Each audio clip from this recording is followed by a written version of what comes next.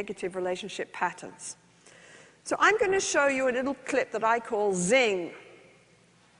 Okay, because Mary Lee says, and then it goes zing. Okay? And she's talking about this sense of panic. This is a couple in the Hold Me Tight DVD that we just made, which is part of the new EFT relational program, and they call their negative cycle the nothing. What does the nothing look like? Basically, the nothing came from two places. Mary Lee said, we've been great together, we've been a great team, we're friends, we've parented our children, and now our children have left, we have nothing.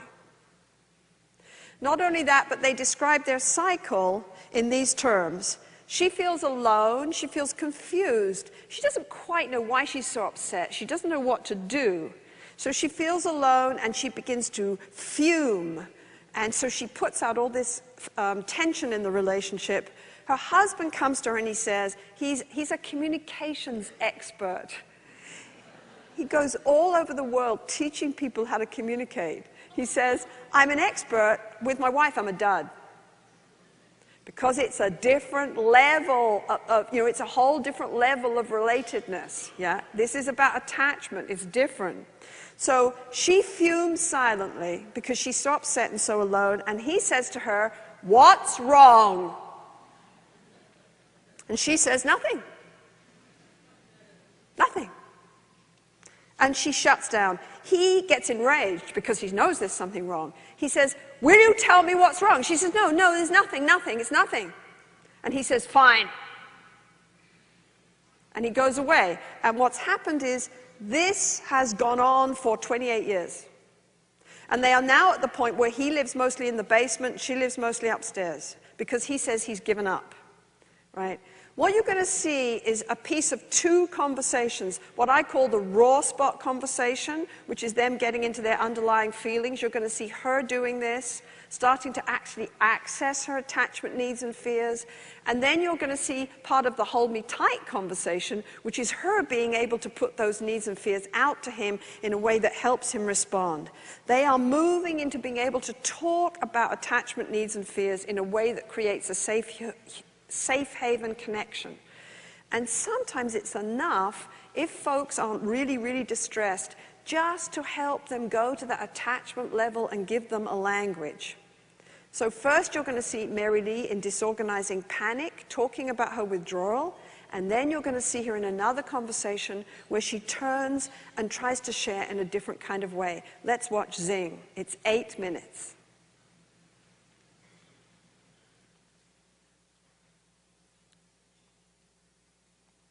If I perceive a comment or a look or any sort of response that you give me as being critical, I automatically jump back to the times when I was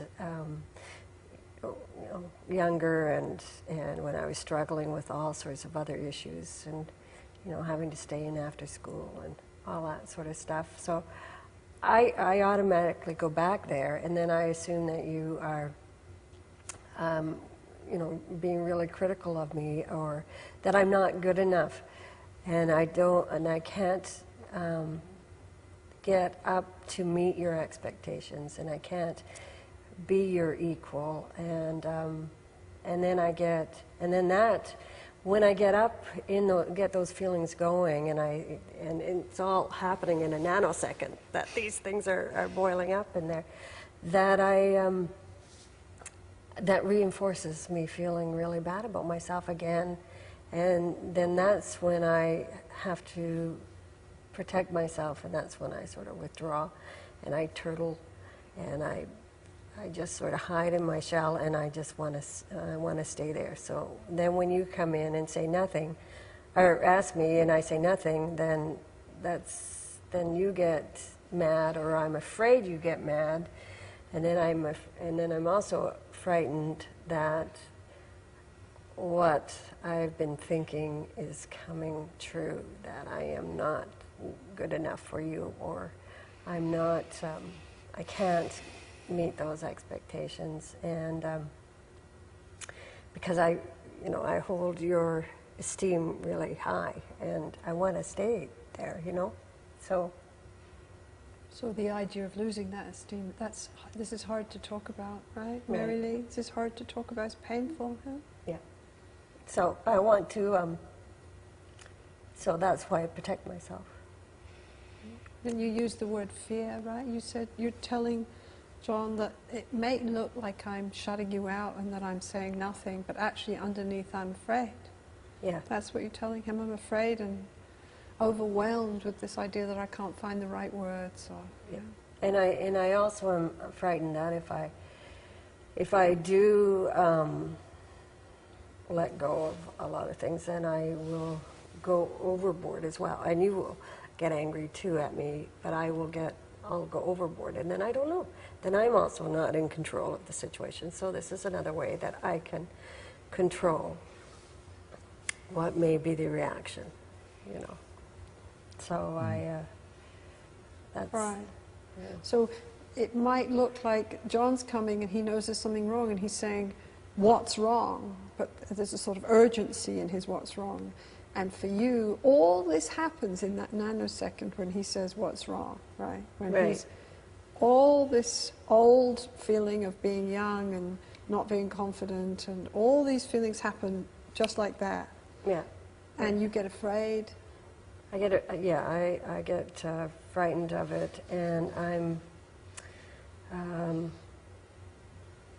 overwhelmed with it as well, because I'm trying to control it, and I'm trying to organize my thoughts, and I can't organize my thoughts, and then I want to make sure I articulate everything properly, and I can't do that because I can't get my thoughts clear enough, and I can't.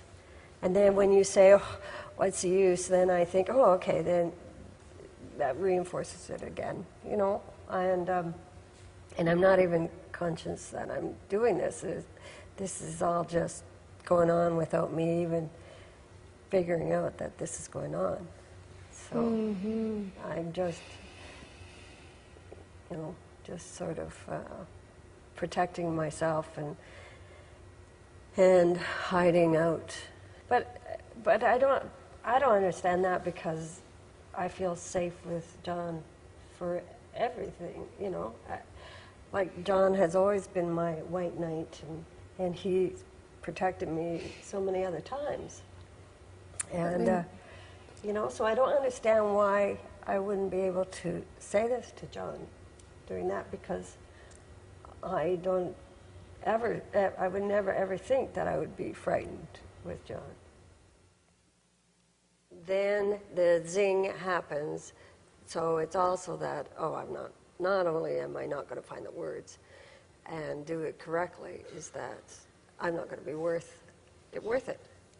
I'm not going to be worth you working at getting me to come out and talk about this. I'm not going to be, and in fact, I'm not even going to be worth it for friends, and I'm not even going to be, you know, worth it to for anyone. And wow. So then I get really, really lonely and stuff. So that's a hard. That's my big ghost. Huge. Yeah. So if I can't come out and find a way to be with you, which I don't seem to be able to, and I see that I'm frustrating you, the fear is you're going to give up, right? I'm not going to be worth it. Nobody's going to work that hard to get to me. Right? That's right. And and not just they're not going to work that hard to get to me, is that when you get to me, you're not going to like what you see. Oh. So that's another. Right, because in the beginning you talked about, because I'm not as verbal as you and I'm not as articulate as you, and so you're going to have to work hard to get to me, and then you're not going to like it. Right? Yeah, and that's a horrible feeling, right? Could you tell John what that feels like? That's, I thought I just did. That's really scary.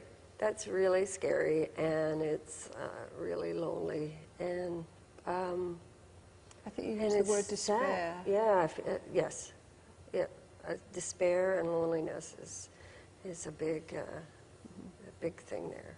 So, and what do you in that space when you're right caught in that, when that zing has got you by the throat, right? How can he help you? Can you tell him what you need at that moment, Mary Lee? I need you to be soft and gentle, and just to reach out and just let me know that that I am worth it, that I will be worth it. That you're precious to him, right? Yeah. But how do I or how does a person know that you're there? I mean, do I ask or do I guess or do I? No, I'm. You can't take that away from me. That I need to be able to ask you, to tell you. I need to be able to let you know. Because if you take it away from me, then it becomes your issue and not my issue. And I need it to still be my issue because I need to. I need that. I need to be able to tell you.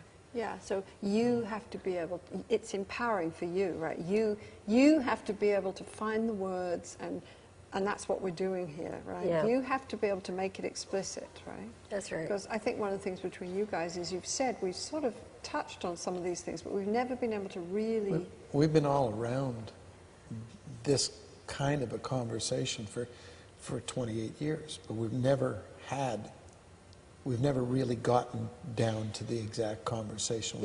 We've talked about it on the outside edges, but we've either not known where we could go from there, or we've been afraid to.